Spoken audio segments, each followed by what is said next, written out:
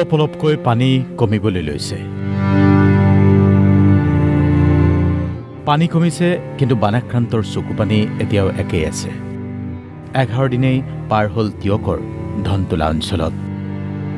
এতিয়া বহু পৰিয়ালৰ বাবে নিজৰ ঘৰবোৰ যেন একো একোটা সপোন হৈ পৰিছে। ঘৰৰ দুৱাৰ খুলিছে ঠিকেই, কিন্তু ঘৰৰ ভিতৰত সোমাবলৈও বহুতৰে সাহস নাই। কাৰণ ঘৰৰ ভিতৰত এতিয়াও একাঠু বোকা, চোতালত পলস, চাৰিওফালে কেৱল গেলা গেলা গোন্ধ। আৰু তাৰ মাজতেই সপোনৰ সন্ধান কৰিছে কোনোবাই। অ'ত ত'ত সিঁচৰিত হৈ থকা কিতাপবোৰ এনেকৈয়ে যতনাইছে। দিন হাজিৰা কৰি সংসাৰ চলোৱা বহু পৰিয়ালৰ বাবে এই বান এক নতুন বিভীষিকা হৈ পৰিছে। বিচনা, আচবাব, কাপোৰ, কিতাপ পত্ৰ, ভঁৰালত থকা ধান, মূল্যৱান নথিপত্ৰ সকলোবোৰ এতিয়া এনেকৈয়ে পানীয়ে নষ্ট কৰি পেলাইছে।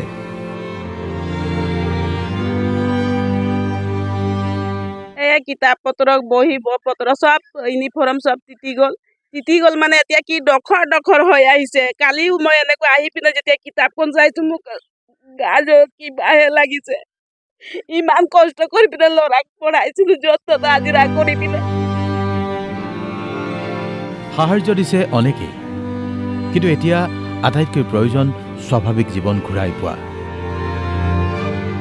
ক্ষতিগ্ৰস্ত লোকসকলে মাত্ৰ 11 দিন পূৰ্বৰ সেই ছবিবোৰ স্মৰণ কৰি ভাগ্যকে দিয়াইছে। বহি গৈছে, কমপ্লিট বহি গৈছে। এআঁঠু ওচৰা-ওচৰি বহিয়ে গৈছে বুলি ক'ব পাৰি। কাৰণ কেঁচা ঘৰ আমাৰ, কেঁচা ঘৰৰ কাৰণে বহি গুচি গৈছে, পলস পানীটো সোমাই পেলাই। এতিয়া কি কৰোঁ ভাবিয়ে পোৱা নাই। টিয়কৰ বাবে এতিয়া নতুন চিন্তাৰ কাৰণ জাজি নৈ। নৈখনৰ পানী পুনৰ বৃদ্ধি পোৱাত বানপীড়িতৰ মাজত নতুন আতংকগ্ৰস্ত পৰিৱেশ অব্যাহত আছে। অবিৰত বৰষুণৰ ফলত চিঙা মথাউৰি মেৰামতিৰ কাম এতিয়াও সম্পূৰ্ণ হৈ উঠা নাই। যদি পুনৰ এজাক মুষলধাৰ বৰষুণ হয়, পৰিস্থিতি আৰু অধিক জটিল হোৱাৰ আশংকা আছে। নদীখন বাঢ়িলেই সোমায়। নদীৰ পিছত যি বালি দৰকাৰ হৈছে, সেই বালি নাইকিয়া হৈ যোৱাৰ ফলত আমি এতিয়া এইটো অৱস্থা। বৰ্তমান বহুত অসুবিধা হ'ব। বৰষুণ দি আছে, এতিয়া ৰাস্তাত গাড়ী আহিব নোৱাৰে, বালি পেলাম বুলি কৈছে। ক'বলৈ ভাষা নাইকিয়া। টিয়কৰ কৃষকৰ এই দুঃসময়ত মুখত অলপ হাঁহি বিৰিঙাবলৈ চেষ্টা কৰিছে ভাৰতীয় কিষাণ সংঘ যোৰহাট জিলা সমিতিয়ে। বানে তছনছ কৰি থৈ যোৱা খেতিপথাৰত পুনৰ খেতি আৰম্ভ কৰিব পৰাকৈ কৃষকৰ মাজত বিতৰণ কৰা হৈছে ধানৰ কঠীয়া। কৃষকসকলে সঁচাকৈ আনন্দিত হৈছে। ইমান তাৎক্ষণিকভাৱে এই কঠীয়াখিনি দিয়াৰ কাৰণে বৰ্তমান তেওঁলোকে কাইলৈৰ পৰা ৰোৱা আৰম্ভ কৰিব। এইটো সঁচাকৈ ৰাইজে আজি কৃষকসকলে খুব আনন্দ পাইছে। পানী কমিছে, কিন্তু বানে দি থৈ যোৱা সেই ক্ষতত ঠাইডোখৰ এতিয়াও শুকোৱা নাই।